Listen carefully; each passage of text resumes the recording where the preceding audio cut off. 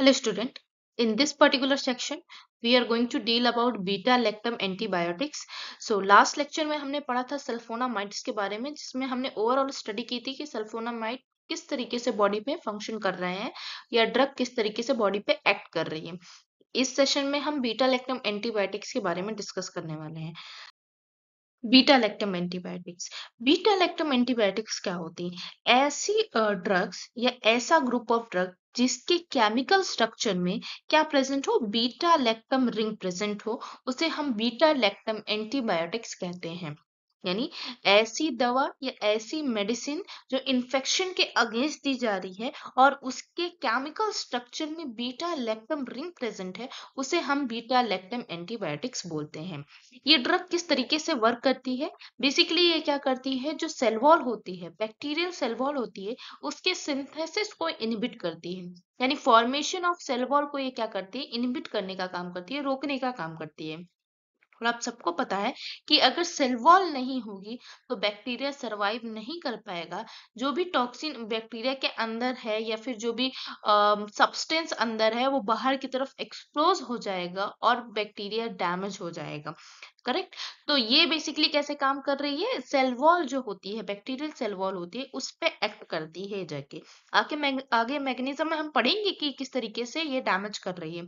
Okay. इसमें अगर हम बात करें तो ये 4 टाइप के, ये जो मैंने मेंशन किए हैं कि ग्रुप में डिवाइडेड है। ओके। ये बेसिकली हम 4 ग्रुप ही पढ़ेंगे बीटा लैक्टम एंटीबायोटिक्स में, जिसमें सबसे पहले इस सेशन में हम पेनिसिलिन के बारे में डिस्कस करने वाले हैं। सो पेनिसिलिन एक ऐसी ड्रग होती है जो आपने कॉमनली सुना होगा। अभी आपके पेरेंट्स भी कॉमनली यूज करते होंगे, आपके ग्रैंड पेरेंट्स भी ये सारी ड्रग्स के बारे में जानते होंगे कि पेनिसिलिन का एक पहले कैप्सूल आता था। तो उस ड्रग के बारे में आज हम डिस्कस करने वाले हैं। बेसिकली पेनिसिलिन क्या है? पेनिसिलिन एक एंटीबायोटिक है। जो सबसे पहले हमें एंटीबायोटिक मिली थी वो नेचुरल पेनिसिलिन मिली थी। उसके बाद ये नेचुरल जो पेनिसिलिन है उसमें कुछ आप कह सकते हैं ड्रॉबैक्स थे, इस वजह से उसको रीफॉर्म किया गया और उसको बोला गया सेमी सिंथेटिक पेनिसिलिन। आप इसके आगे पेनिसिलिन वर्ड ऐड कर सकते हैं। तो आप यहाँ से क्लासिफाई कर सकते हैं कि पेनिसिलिन जो है 2 टाइप्स में क्लासिफाई है, नेचुरल एंड सेमी सिंथेटिक। तो सबसे पहले हम देख लेते हैं कि नेचुरल पेनिसिलिन क्या होती है। तो नेचुरल पेनिसिलिन जो होती है एसिड लेबाइल होती है। एसिड लेबाइल मतलब ये एसिड के कांटेक्ट में आते ही डैमेज हो जाती है। ठीक। इसीलिए ओरली इनइफेक्टिव होती है। यानी अगर हमने ओरली खाया तो वो कहाँ गया, हमारे गैस्ट्रो इंटेस्टाइनल ट्रैक के होते हुए, इसोफेगस से होते हुए स्टमक में गया और स्टमक में एसिडिक मीडियम होता है जहां पर ये ड्रग क्या हो जाएगी, डैमेज हो जाएगी। और जो इसका स्पेक्ट्रम ऑफ एक्टिविटी है वो भी क्या है, नैरो है। यानी ये बहुत स्पेसिफिक बैक्टीरियाज को किल करती है या टारगेट करती थी ये ड्रग। ओके।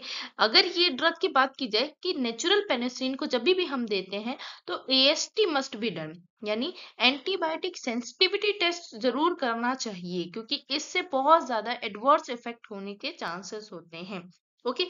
एग्जाम्पल की बात करें तो नेचुरल में सबसे कॉमन जो दवा है वो पेनिसिलिन जी है, जिसको 0.5 mg हम से 5 mg तक IM हम दे सकते हैं।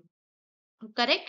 उसके बाद आता है सेमी सिंथेटिक। सेमी सिंथेटिक मैंने ऑलरेडी आपको बताया, ऐसी दवा जिसको हमने रीफॉर्म किया है, दोबारा से बनाया है। तो दोबारा से बनाने की क्या जरूरत पड़ी, जो कमियां हमारी नेचुरल पेनिसिलिन में थी उसको हमने यहाँ पे क्या किया है, रिमूव कर दिया है। जैसे ये इफेक्टिव हो गई है ओरली, जबकि नेचुरल वाली इफेक्टिव नहीं थी, इनइफेक्टिव थी। और इसका जो स्पेक्ट्रम ऑफ एक्टिविटी है वो ब्रॉड हो गया है। यानी ब्रॉड स्पेक्ट्रम एंटीबायोटिक्स है ये और ओरली इफेक्टिव है। इसको हम ओरली देते हैं तो ये काम नहीं करती। कौन सी? नेचुरल एंटीबायोटिक्स, नेचुरल जो पेनिसिलिन है, इसको अगर हम ओरली देंगे तो ये काम नहीं करेगी। जबकि सेमी सिंथेटिक को अब हम ओरली भी दे सकते हैं। तो जिसका एग्जांपल है एमोक्सिसिलिन, एम्पिसिलिन, पिप्रासिलिन, ये सारे बहुत कॉमन एग्जांपल है और कॉमनली क्लिनिकल एरिया में सेटअप में ये यूज होता है। अब आता है मैकेनिज्म। मैकेनिज्म आपको देख के थोड़ा टिपिकल लग रहा होगा, लेकिन बहुत इजी मैकेनिज्म है, आपको थोड़ा सा कॉन्सेंट्रेट होने की जरूरत है। ओके। सपोज हमने एक दवा ली, किसी पेशेंट को इन्फेक्शन हुआ है, ये बैक्टीरिया है उसकी बॉडी में। हमने दवा लेना है किसके लिए, बैक्टीरिया को किल करने के लिए। हम जो दवा ले रहे हैं हमें पता है वो सेल वॉल सिंथेसिस को इनहिबिट कर रहा है। यानी हमने दवा लिया और इसने सेल वॉल सिंथेसिस को इनहिबिट कर दिया। लेकिन बैक्टीरिया क्या होता है, आपको सबने आपने माइक्रो में पढ़ा होगा कि बैक्टीरिया रेजिस्टेंस कॉज कर देता है। ओके, तो ऐसे जब ड्रग हम देते हैं, जैसे एंटीबायोटिक्स देते हैं, तो बैक्टीरिया क्या करता है, कॉमनली रेजिस्टेंस कॉज कर देता है। तो हमने जब भी ड्रग दी है तो बैक्टीरिया ने क्या किया है, अब उसके अगेंस्ट अपनी एक्टिविटी शो करने लगे, यानी एक डिफेंस फॉर्म करने लगा है। तो यहाँ पे जब हमने ड्रग दिया है, बैक्टीरिया ने एक तरह का एंजाइम प्रोड्यूस किया जिसको बीटा लैक्टिमेज एंजाइम बोलते हैं। ठीक, अब ये बीटा लैक्टिमेज एंजाइम क्या करता है, डिस्ट्रॉय करने लगता है बीटा लैक्टम रिंग को। आप सबको पता है बीटा लैक्टम रिंग कहाँ प्रेजेंट होती है, हम पहले स्टार्टिंग से ही पढ़ते आ रहे हैं कि ये जो दवा हम पढ़ रहे हैं वो कैसी दवा है, बीटा लैक्टम एंटीबायोटिक्स है। यानी इनके केमिकल स्ट्रक्चर में, जो हम एंटीबायोटिक्स पढ़ेंगे उनके केमिकल स्ट्रक्चर में बीटा लैक्टम जो रिंग होगी वो प्रेजेंट होगी। तो ये बैक्टीरिया बेसिकली क्या करते हैं, जैसे ही हम दवा लेते हैं और ये इनहिबिट करता है सेल वॉल सिंथेसिस को, बैक्टीरिया तुरंत ही क्या करता है, एक डिफेंस मैकेनिज्म कॉज करता है और बीटा लैक्टिमेज एंजाइम को प्रोड्यूस करने लगता है। ये बीटा लैक्टिमेज एंजाइम बेसिकली क्या करता है, बैक्टीरिया का जो बीटा लैक्टम रिंग है उसको डीनेचर करने लगता है, उसको डैमेज करने लगता है। अभी यहाँ प्रॉब्लम क्या अराइज होगी, हम यहाँ दवा तो ले रहे हैं लेकिन बैक्टीरिया उसके अगेंस्ट डिफेंस तैयार कर चुका है। तो इस कंडीशन में हमेशा ही हम क्या करते हैं, कॉम्बिनेशन में दवा लेते हैं। देखिए मैंने यहाँ पे प्लस का मार्क इसलिए किया है क्योंकि हम जब भी एंटीबायोटिक लेते हैं तो ये एक एसिड है जिसको हम साथ में लेते हैं। अब ये एसिड क्या काम करता है, जैसे हमने एमोक्सिसिलिन, पिपरासिलिन, कोई भी ड्रग एंटीबायोटिक्स ली, बैक्टीरिया ने एक एंजाइम प्रोड्यूस कर दिया है, तो हम एक काम करते हैं, इस एंजाइम को ब्लॉक करने के लिए कोई दवा दे देते हैं। अगर यहाँ से एमोक्सिसिलिन ले रहे हैं, बैक्टीरिया ये एंजाइम ही ना प्रोड्यूस कर पाए या प्रोड्यूस करे तो इसको इनहिबिट कर दे, तो बीटा लैक्टिन जो रिंग है वो डैमेज नहीं होगी और यहाँ से सेल वॉल जो होगी बैक्टीरिया की वो डैमेज हो जाएगी। तो यहाँ पे हमने ये जो एसिड दिया है, साल्बेबैक्टम एसिड दिया है, वो इनहिबिट करेगा इस एंजाइम को। ठीक, ये एंजाइम इनहिबिट हो गया तो इधर वाली कोई भी प्रोसेस नहीं होगी और एमोक्सिसिलिन क्या होगा, अपने आप ही क्या करेगा, इनहिबिट करने लगेगा सेल वॉल सिंथेसिस को, जिसकी वजह से डैमेज हो जाएगी सेल वॉल।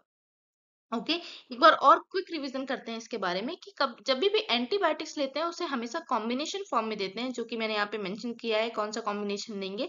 क्योंकि क्या करते हैं, एमोक्सिसिलिन या फिर हम कोई भी एंटीबायोटिक्स जब भी पेशेंट को देते हैं तो बैक्टीरिया उसके अगेंस्ट रेजिस्टेंस कॉज कर सकता है और वो एक तरह का स्पेसिफिक एंजाइम को प्रोड्यूस करेगा जो कि एक्टिविटी को इम्पेयर करेगा। किसकी एक्टिविटी को, एंटीबायोटिक्स की एक्टिविटी को इम्पेयर करेगा।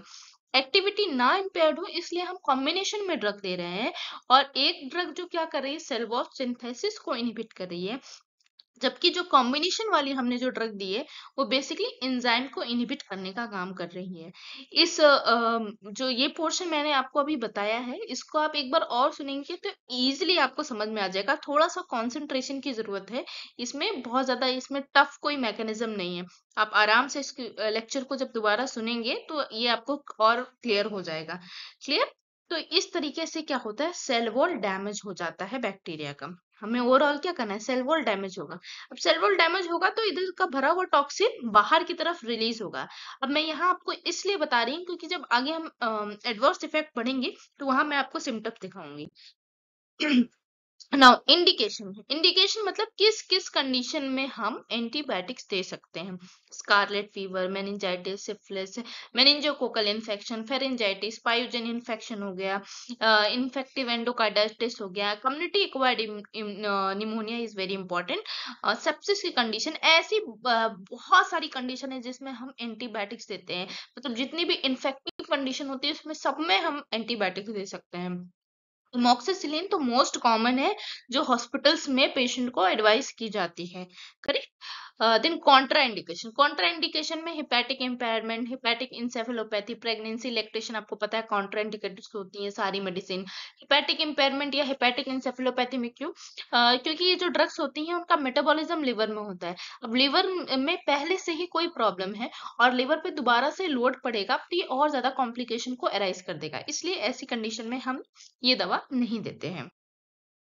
एडवर्स इफेक्ट की बात करें तो एडवर्स इफेक्ट में पेशेंट को नॉजिया, वॉमिटिंग, डायरिया जैसी कंडीशन हो सकता है, स्टमक पेन हो सकता है। क्यों, क्योंकि ये जो दवा हम खा रहे हैं वो ब्रॉड स्पेक्ट्रम एंटीबायोटिक्स है, यानी गुड बैड बैक्टीरिया के साथ साथ समटाइम्स गुड जो बैक्टीरिया होते हैं उसको भी किल कर देते हैं, जिसकी वजह से जो डाइजेशन है वो इम्प्रॉपर हो जाता है पेशेंट का। करेक्ट।